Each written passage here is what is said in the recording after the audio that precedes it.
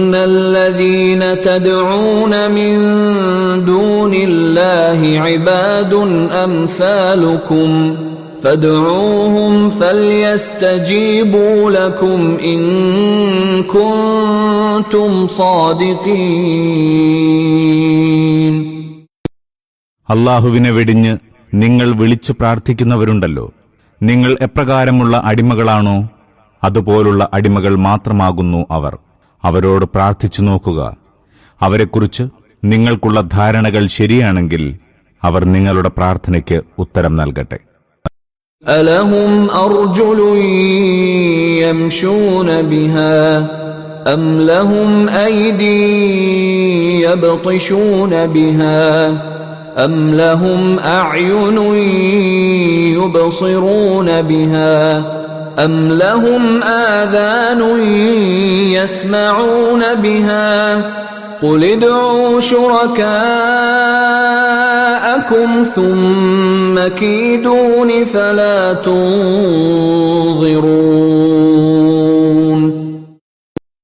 അവർക്ക് കാലുകളുണ്ടോ നടക്കാൻ, കൈകളുണ്ടോ പിടിക്കാൻ, കണ്ണുകളുണ്ടോ നോക്കാൻ, കാതുകളുണ്ടോ കേൾക്കാൻ? പ്രവാചകൻ അവരോട് പറയുക, നിങ്ങളുടെ സാങ്കല്പിക പങ്കാളികളെ വിളിക്കുവിൻ, എന്നിട്ട് എല്ലാവരും ചേർന്ന് എനിക്കെതിരിൽ തന്ത്രങ്ങൾ ആസൂത്രണം ചെയ്യുവിൻ. എനിക്ക് ഒട്ടും അവധി തരേണ്ടതില്ല. ഇവിടെ ഒരു കാര്യം നല്ലതുപോലെ മനസ്സിലാക്കേണ്ടതുണ്ട്. വിഗ്രഹമതങ്ങളിൽ 3 കാര്യങ്ങൾ വെവ്വേറെ കാണാം. 1, പ്രതിമകൾ, ചിത്രങ്ങൾ, ചിഹ്നങ്ങൾ തുടങ്ങിയ ആരാധനാ വസ്തുക്കൾ. 2, ആ പ്രതിമകളും ചിത്രങ്ങളും മറ്റും പ്രതിനിധാനം ചെയ്യുന്ന വ്യക്തികൾ, ആത്മാക്കൾ, ആശയങ്ങൾ തുടങ്ങിയ സാക്ഷാൽ ആരാധ്യന്മാർ. 3, ബഹുദൈവ വിശ്വാസപരമായ ആരാധനാ കർമ്മങ്ങളുടെ അടിയിൽ വർത്തിക്കുന്ന വിശ്വാസങ്ങളും ധാരണകളും. ഈ 3 കാര്യങ്ങളെയും ഖുർആൻ വിവിധ രൂപേണ ഖണ്ഡിച്ചിട്ടുണ്ട്.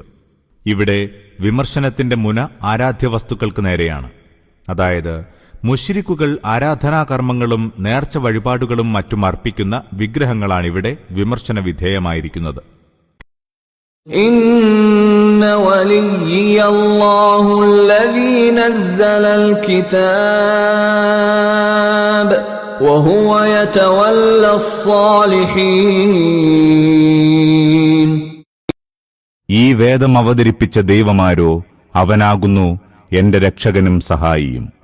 അവൻ നല്ലവരായ മനുഷ്യരെ സംരക്ഷിക്കുന്നു. മക്കയിലെ വിഗ്രഹാരാധകർ നബി തിരുമേനിക്ക് നേരെ പ്രയോഗിക്കാറുള്ള ഒരു ഭീഷണിക്ക് മറുപടിയാണ് ഈ സൂക്തങ്ങൾ. ഞങ്ങളുടെ ആരാധ്യന്മാരെ എതിർക്കുന്നതും അവരിലുള്ള ബഹുജനവിശ്വാസം തകർക്കുന്നതും തുടർന്നാൽ നബിയും കൂട്ടുകാരും ആ ദൈവങ്ങളുടെ കോപാഗ്നിയിൽ ദഹിച്ചു പോകുമെന്നായിരുന്നു അവരുടെ താക്കീത്. ഇതിനെയാണ് ഇവിടെ വെല്ലുവിളിച്ചിരിക്കുന്നത്. والذين تدعون من دونه لا يستطيعون نصركم ولا أنفسهم ينصرون.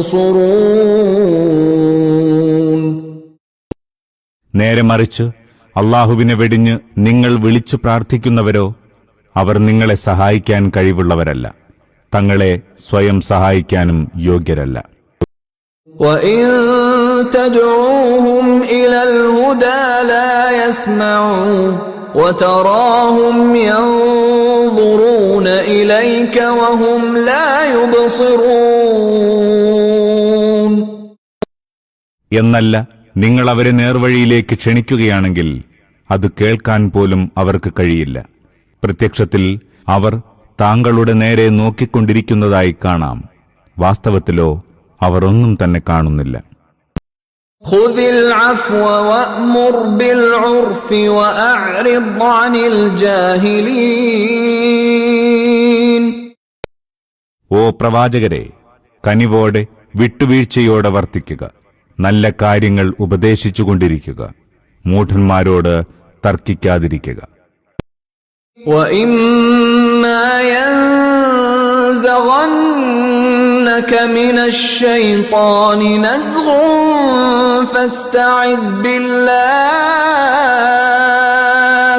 ഇന്നഹു സമീഉൻ അലീം.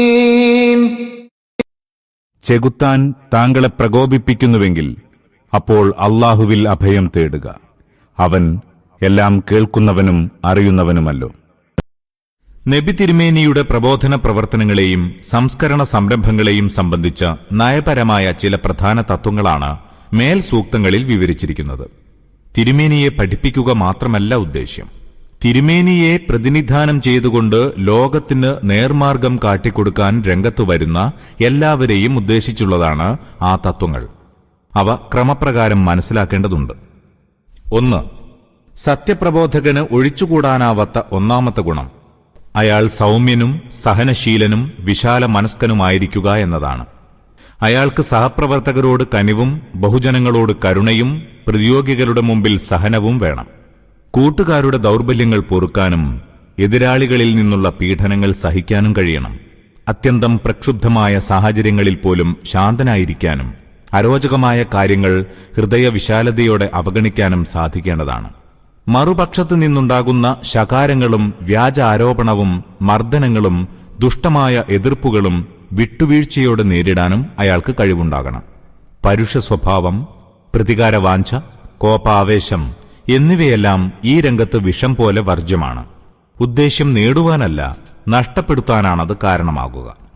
ഇതേ വസ്തുതയിലേക്ക് വിരൽ ചൂണ്ടി തിരുമേനി അരുൾ ചെയ്തു, എന്റെ നാഥൻ എന്നോട് കൽപ്പിച്ചിരിക്കുന്നു, കോപത്തിലും സന്തോഷത്തിലും നീതിപൂർവം സംസാരിക്കുക.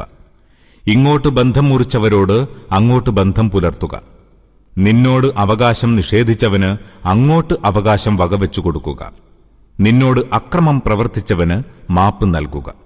ദീനിന്റെ സേവനത്തിന് നിയോഗിച്ചിരുന്ന പ്രവർത്തകന്മാർക്കും ഇതേ തരത്തിലുള്ള നിർദ്ദേശങ്ങളാണ് തിരുമേനി നൽകിയിരുന്നത്. ജനങ്ങൾക്ക് സന്തോഷം പകരുക, അവരെ വെറുപ്പിക്കാതിരിക്കുക, അവർക്ക് സൗകര്യമുണ്ടാക്കി കൊടുക്കുക, ബുദ്ധിമുട്ടും പ്രയാസവും ഉണ്ടാക്കാതിരിക്കുക. തിരുമേനിയുടെ ഇതേ ഗുണവിശേഷത്തെ പ്രകീർത്തിച്ചുകൊണ്ട് അള്ളാഹു അരുളിയിരിക്കുന്നു, താങ്കൾ വളരെ സൗമ്യശീലനായത് അള്ളാഹുവിങ്കൽ നിന്നുള്ള മഹത്തായ അനുഗ്രഹമാകുന്നു. താങ്കൾ കഠിനഹൃദയനായ പരുഷപ്രകൃതനായിരുന്നുവെങ്കിൽ താങ്കളുടെ ചുറ്റുനിന്നും അവരെല്ലാം പിരിഞ്ഞുപോയത് തന്നെ. 2. സത്യപ്രബോധകന്റെ വിജയരഹസ്യം അതിന്റെ സരളതയിലാണ്. തത്വശാസ്ത്രപരമായ ന്യായങ്ങളും സൂക്ഷ്മ സങ്കീർണമായ വാദമുഖങ്ങളുമല്ല, സുസമ്മതമായ സത്യങ്ങളായിരിക്കണം പ്രബോധകൻ അവതരിപ്പിക്കുന്നത്. അതായത് പൊതുവിൽ എല്ലാ മനുഷ്യരും അംഗീകരിക്കുന്നതും സാമാന്യബുദ്ധിക്ക് മനസ്സിലാക്കാൻ പ്രയാസമില്ലാത്തതുമായ വ്യക്തവും ലളിതവുമായ നന്മകളിലേക്കാവണം ജനങ്ങളെ ക്ഷണിക്കുന്നത്. ഇങ്ങനെ സത്യപ്രബോധകന്റെ ശബ്ദം എല്ലാ തലത്തിലും പെട്ട ജനങ്ങളെ ഒരുപോലെ ആകർഷിക്കുകയും ശ്രോതാവിന്റെ കാതിലൂടെ ഹൃദയത്തിലേക്കുള്ള വഴി അവർ സ്വയം കണ്ടെത്തുകയും ചെയ്യുന്നു. സുസമ്മതമായ നന്മകളിലേക്കുള്ള ഈ പ്രബോധനത്തിനെതിരെ വല്ലവരും ബഹളം കൂട്ടുന്ന പക്ഷം അവർ സ്വയം പരാജയപ്പെടുകയും പ്രബോധന വിജയത്തിന് രംഗം ഒരുങ്ങുകയുമാവും അതിന്റെ ഫലം. എന്തുകൊണ്ടെന്നാൽ ഒരു വശത്ത് മാന്യനും സൽസ്വഭാവിയുമായ ഒരു മനുഷ്യൻ ഏവർക്കും മനസ്സിലാവുന്ന നന്മകൾ പ്രബോധനം ചെയ്യുന്നു. മറുവശത്ത് അദ്ദേഹത്തെ എതിർക്കുന്ന ഒരു പറ്റം ആളുകൾ അയാൾക്കെതിരെ എല്ലാതരം മാനുഷിക ധാർമ്മിക മൂല്യങ്ങൾക്കും വിരുദ്ധമായ വൃത്തികെട്ട അടവുകൾ പ്രയോഗിക്കുകയും ചെയ്യുന്നു. ഇതെല്ലാം കാണുന്ന സാമാന്യജനം എത്ര തന്നെ പക്ഷപാതികളാണെങ്കിലും അവരുടെ മനസ്സ് സത്യവിരുദ്ധന്മാരെ വിട്ട് സത്യപ്രബോധകരിലേക്ക് ആകൃഷ്ടമാവും. അവസാനം 2 തരക്കാർ മാത്രമേ ശത്രുപാളയത്തിൽ അവശേഷിക്കുകയുള്ളൂ. 1. അസത്യവ്യവസ്ഥിതിയുടെ നിലനിൽപ്പിൽ നിക്ഷിപ്ത താൽപര്യമുള്ളവർ. 2. പൂർവികന്മാരോടുള്ള അനുകരണവും അന്ധവിശ്വാസത്താലുള്ള പക്ഷപാതങ്ങളും കാരണമായി ഹൃദയങ്ങളിൽ വെളിച്ചം കടന്നു ചെല്ലാനുള്ള എല്ലാ പഴുതും അടഞ്ഞുപോയവർ. അറേബ്യയിൽ നബി തിരുമേനി സമ്പൂർണ്ണ വിജയം നേടിയതിലടങ്ങിയ യുക്തി ഇതായിരുന്നു. തിരുമേനിക്ക് ശേഷം അല്പകാലത്തിനകം ഇസ്ലാമിന്റെ പ്രവാഹം അയൽ പ്രദേശങ്ങളിൽ പരന്നെത്താനും അവിടങ്ങളിലെ ജനങ്ങളിൽ ഭൂരിഭാഗവും മുസ്ലിങ്ങളായിത്തീരാനും ഇതായിരുന്നു കാരണം. 3. സത്യാന്വേഷികളെ നന്മയുപദേശിക്കുന്ന അത്ര തന്നെ ആവശ്യമാണ് അവിവേകികളുമായി കെട്ടിക്കുടുങ്ങാതിരിക്കുക എന്നതും. കുടുങ്ങാനും കുടുക്കാനും അവരെത്ര തന്നെ പാടുപെട്ടാലും ശരി, പ്രബോധകർ വളരെ കരുതലോടെ വർത്തിക്കണം. ന്യായയുക്തമായി കാര്യങ്ങൾ മനസ്സിലാക്കാൻ സന്നദ്ധതയുള്ളവരെ മാത്രമേ അഭിമുഖീകരിക്കേണ്ടതുള്ളൂ. അവിവേകം കാണിക്കുകയോ വഴക്കിനും വാദപ്രതിവാദത്തിനും ശകാരാധിക്ഷേപത്തിനും മുതിരുകയോ ചെയ്യുന്നവരുടെ പ്രതിയോഗിയാവാൻ പ്രബോധകൻ ഒരിക്കലും സമ്മതിക്കരുത്. വഴക്കിലും വക്കാണത്തിലും പെടുന്നതുകൊണ്ട് ഒരു പ്രയോജനവുമില്ല. പ്രബോധന സംസ്കരണ പ്രവർത്തനങ്ങളിൽ ചെലവഴിക്കേണ്ട ശക്തി അപ്രസക്തങ്ങളായ കാര്യങ്ങളിൽ പാഴായി പോകുന്നു എന്നതല്ലാതെ. 4. പ്രതിയോഗികളുടെ അതിക്രമങ്ങളും ദുഷ്ടതകളും നെറികെട്ട ആരോപണങ്ങളും കൊണ്ട് പ്രകോപിതനാവുന്നതായി സ്വയം അനുഭവപ്പെടുമ്പോൾ അതെല്ലാം പൈശാചിക ദുർബോധനമാണെന്ന് മനസ്സിലാക്കി അല്ലാഹുവിൽ അഭയം തേടുകയാണ് പ്രബോധകൻ ചെയ്യേണ്ടത്.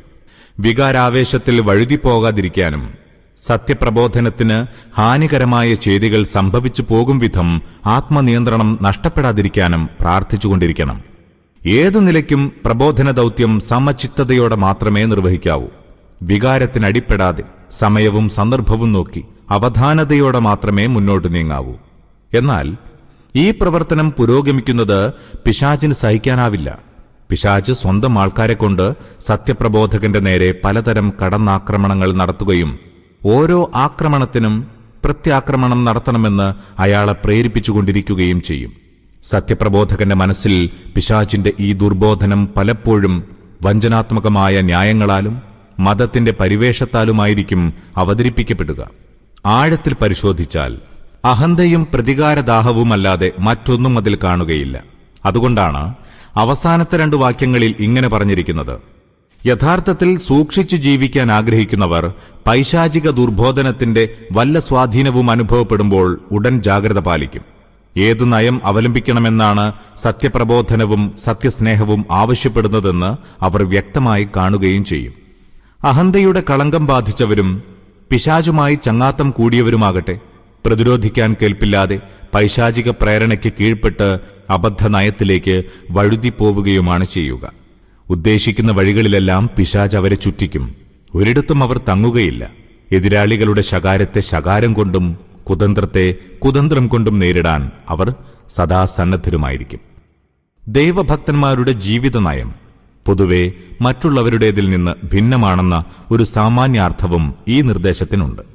ദൈവത്തെ ഭയപ്പെടുന്നവരും തിന്മ വർജിക്കാൻ ആത്മാർത്ഥമായി ആഗ്രഹിക്കുന്നവരുമായ ആളുകളുടെ മനസ്സിൽ ദുഷ്ചിന്തയുണ്ടായാൽ വിരലിൽ മുള്ളു തറയ്ക്കുകയോ കണ്ണിൽ കരട് വീഴുകയോ ചെയ്തതുപോലെയാണ് അവർക്ക് തോന്നുക.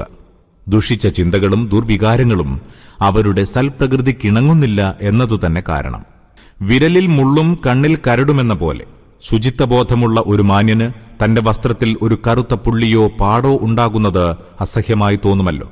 തികച്ചും ഇതേ അസഹ്യത തിന്മയുടെ നേരിയ സ്പർശനത്താൽ ദൈവഭക്തന്മാർക്കും അനുഭവപ്പെടുന്നതാണ്. അത് അവരുടെ കണ്ണു തുറപ്പിക്കുകയും മനസാക്ഷിയെ തട്ടിയുണർത്തുകയും ചെയ്യും. തിന്മയുടെ പൊടിപടലം കഴുകിക്കളയാൻ അവർ വെമ്പൽ കൊള്ളും. ദൈവഭയമില്ലാത്ത, തിന്മ വർജിക്കാൻ ഇഷ്ടപ്പെടാത്ത, പിശാചുമായി ചങ്ങാത്തം കെട്ടിയ കൂട്ടരുടെ സ്ഥിതി വ്യത്യസ്തമാണ്. അവരുടെ മനസ്സിൽ ദുഷിച്ച വിചാരവികാരങ്ങൾ വളർന്നു വലുതായിക്കൊണ്ടിരിക്കും. ഈ മലിനതയിൽ അവർക്ക് ഒരു വല്ലായ്മയും തോന്നുകയില്ല. കലത്തിൽ വേവുന്നത് പന്നിയിറച്ചിയാണെന്ന് കലമറിയുകയില്ലല്ലോ. മലിനവസ്തുക്കളുമായി പരിചയിച്ചു പോയ തോട്ടിയെ വസ്ത്രത്തിലെ മാലിന്യം അലോസരപ്പെടുത്താറില്ല. ഇന്നല്ലദീന തദ്ഊന മിൻ ദൂനില്ലാഹി ഇബാദുൻ അംസാലുകും ഫദ്ഊഹും ഫൽയസ്തജീബൂ ലകും ഇൻ